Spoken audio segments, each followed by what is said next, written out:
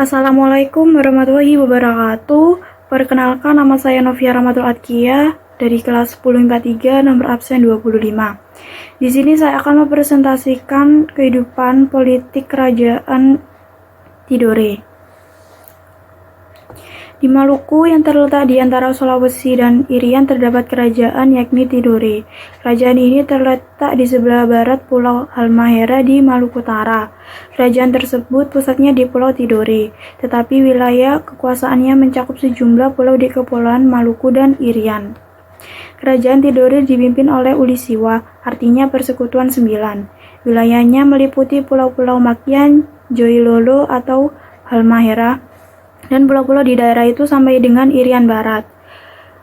Kerajaan Tidore dan Ternate saling terjadi persaingan dan persaingan makin tampak setelah datangnya bangsa Barat. Bangsa Barat yang pertama kali datang di Maluku ialah Portugis, yang kemudian bersekutu dengan Kerajaan Ternate. Jejak itu diikuti oleh bangsa Spanyol berhasil mendarat di Maluku pada tahun 1521 dan mengadakan persekutuan dengan Kerajaan Tidore. Dua kekuatan telah berhadapan namun belum terjadi pecah perang.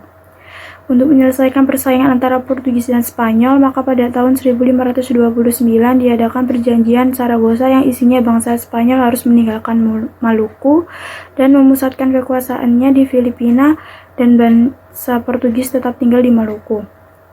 Untuk memperkuat kedudukan di Maluku, maka Portugis mendirikan benteng Sao Paulo.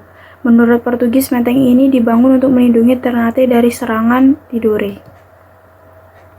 Tindakan Portugis di Maluku makin merajalela, yakni dengan cara memonopoli dalam perdagangan, terlalu ikut campur dalam urusan dalam negeri Ternate sehingga menimbulkan pertentangan. Salah satu seorang Sultan Ternate yang menentang ialah Sultan Hairun. Untuk menyelesaikan pertentangan diadakan perundingan antara Ternate dengan Portugis, dan perdamaian dapat dicapai pada tanggal 27 Februari 1570. Namun perundingan persahabatan itu hanyalah tipuan belaka. Pada pagi harinya, Sultan Hairun mengadakan kunjungan ke benteng Sao Paulo, tetapi ia disambut dengan suatu pembunuhan. Atas kematian Sultan Hairun, rakyat Maluku bangkit menentang bangsa Portugis di bawah pimpinan Sultan Babuo. Setelah dikepung selama 5 tahun, benteng Sao Paulo berhasil diduduki pada tahun 1575.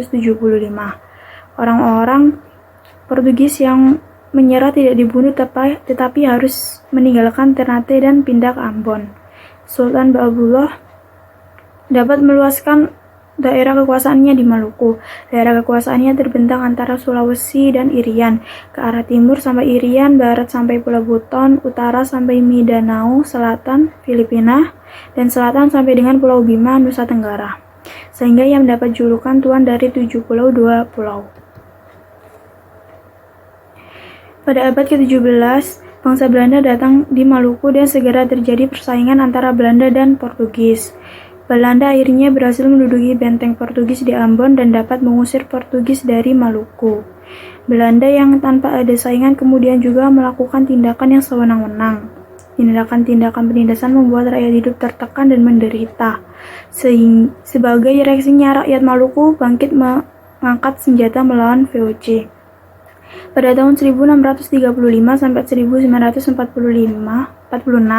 rakyat di Kepulauan Hitu bangkit melawan VOC di bawah pimpinan Kaki Ali dan Taluka Besi. Pada tahun 1650, rakyat Ambon dipimpin oleh Saidi. Demikian juga di daerah lain seperti Seram, Haruku, dan Saparua, namun semua perlawanan berhasil dipadamkan oleh VOC. Sampai akhir abad ke-17 tidak ada lagi perlawanan besar. Akan tetapi pada akhir abad ke-18 muncul lagi perlawanan besar yang mengguncangkan kekuasaan VOC di Maluku. Pada tahun 1780, rakyat Tidore bangkit melawan VOC di bawah pimpinan Sultan Nuku. Selanjutnya, Sultan Nuku juga berhasil menyatukan Ternate dan Tidore. Setelah Sultan Nuku meninggal pada tahun 1805, tidak ada lagi perlawanan yang kuat menentang VOC. Maka mulailah VOC memperkokoh kekuasaannya kembali di Maluku. Perlawanan yang lebih dahsyat di Maluku baru muncul pada permulaan abad ke-19 di bawah pimpinan Patimura. Sekian presentasi dari saya. Bila ada salah kata mohon dimaafkan. Wassalamualaikum warahmatullahi wabarakatuh.